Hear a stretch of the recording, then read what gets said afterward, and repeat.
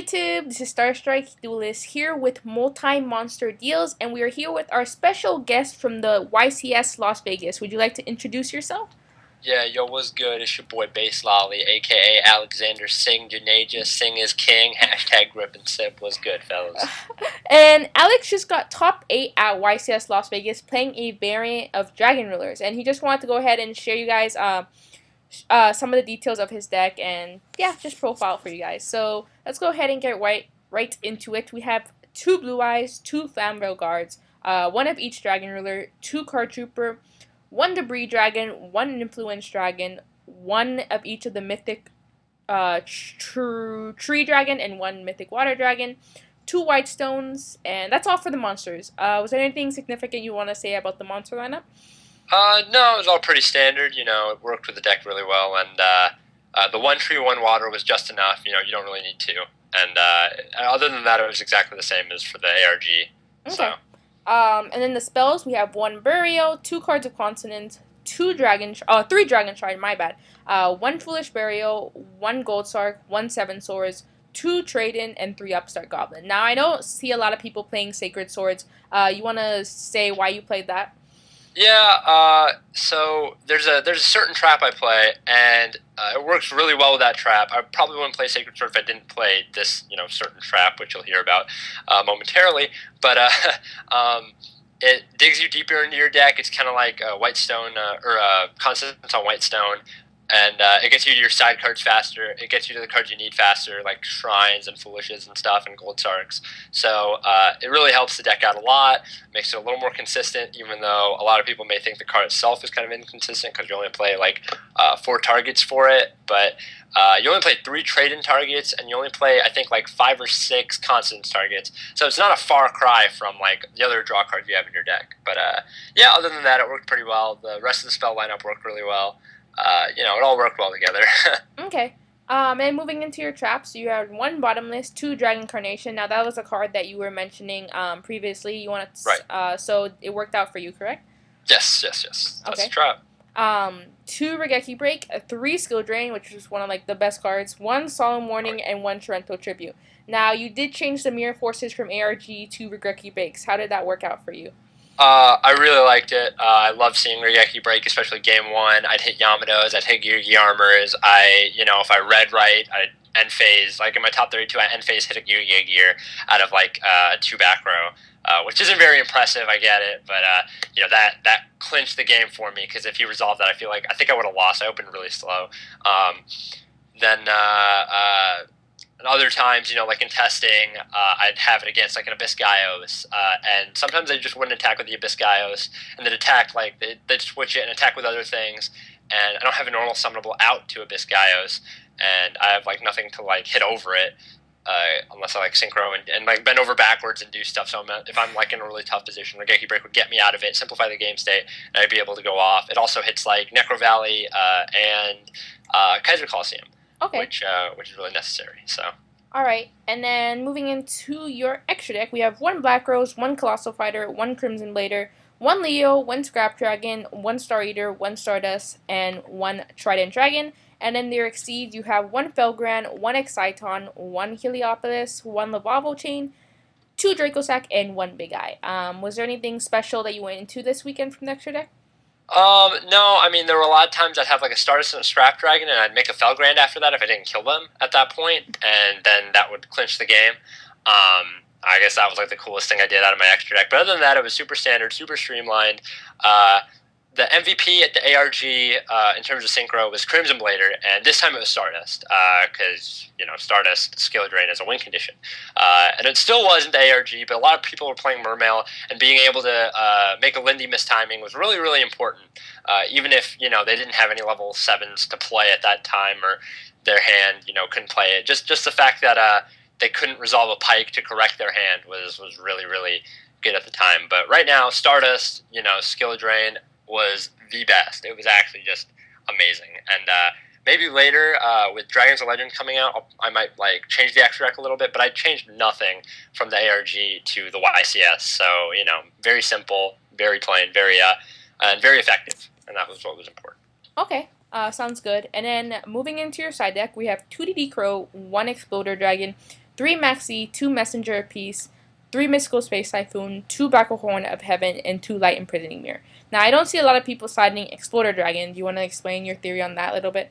Yeah, it was my slight concession to Evil Swarm. So I'd figure if I were to play Evil Swarm at any point during the YCS, it would either be in the early rounds of Swiss or not at all.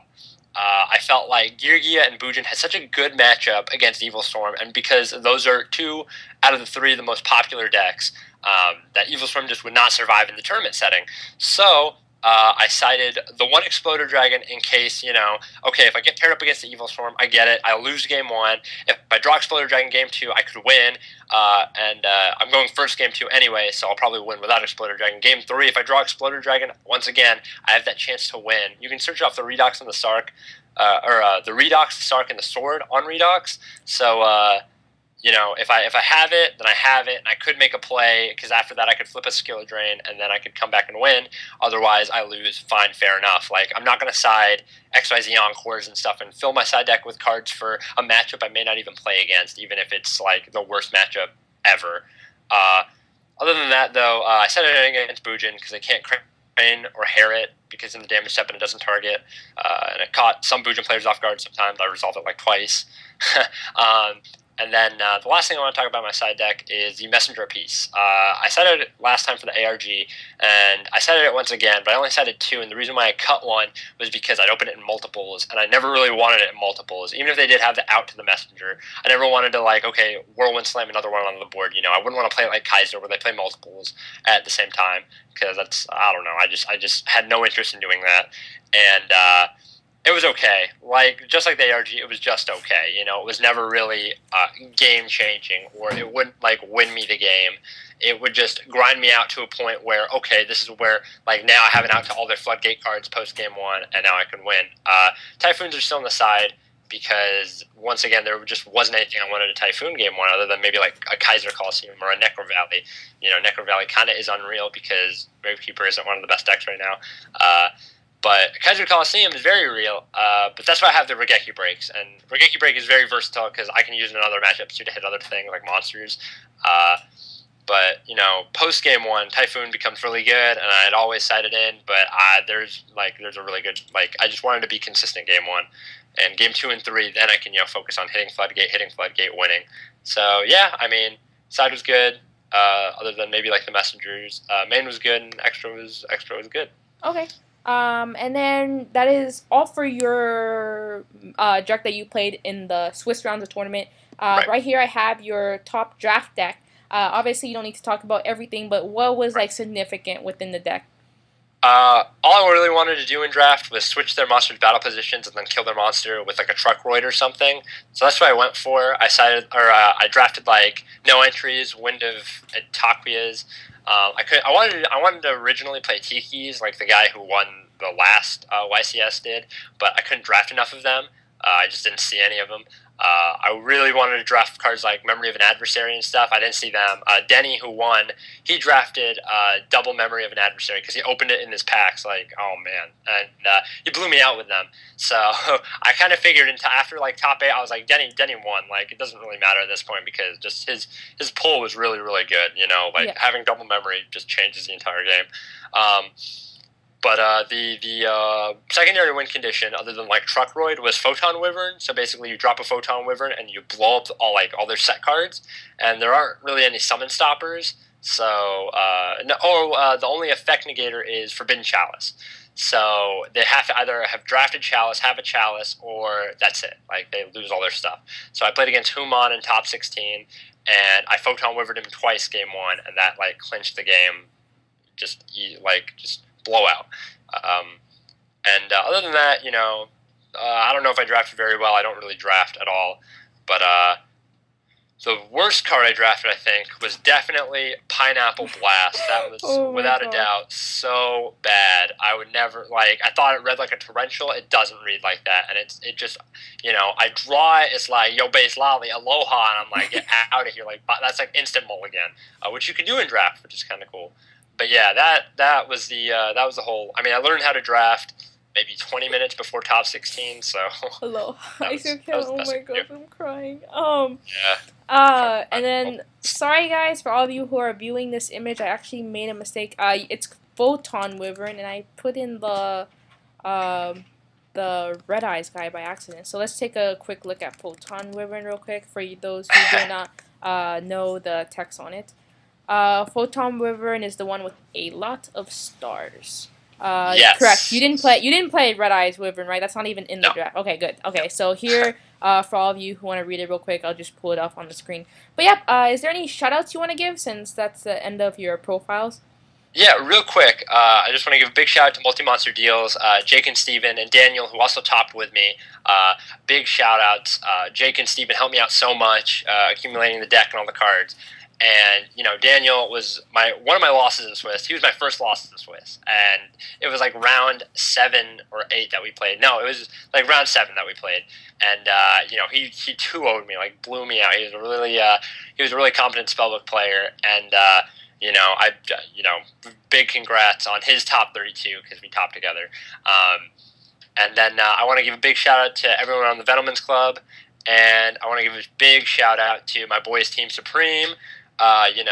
We ride together, we play together, you know what I'm saying? And then everyone who came up to me during the YCS and said hi, I love all of you, I love your families, Basil, I loves you, XOXO baby, grip and sip.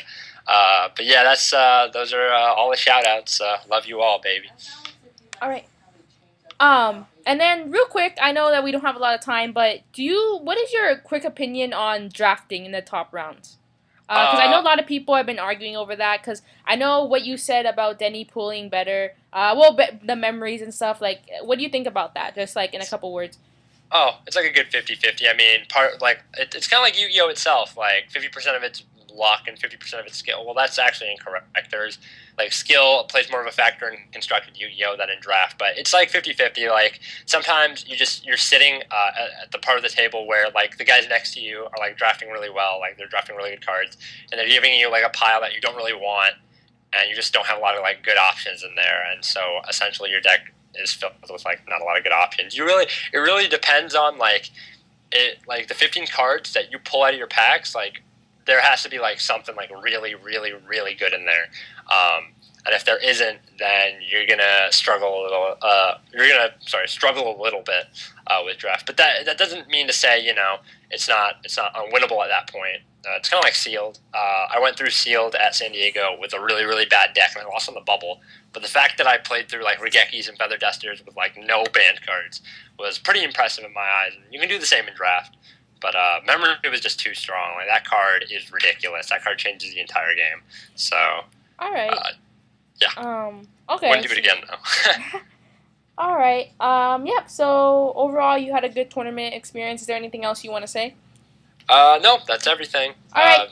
Thanks for watching. Okay. Thank you, everyone. MultiMonster Deals wants to thank you all for watching and supporting. Thank you for liking our Facebook. There's been a lot of support on that recently as well. Don't forget to check out our eBay and our Twitter and all the other social networking websites we have.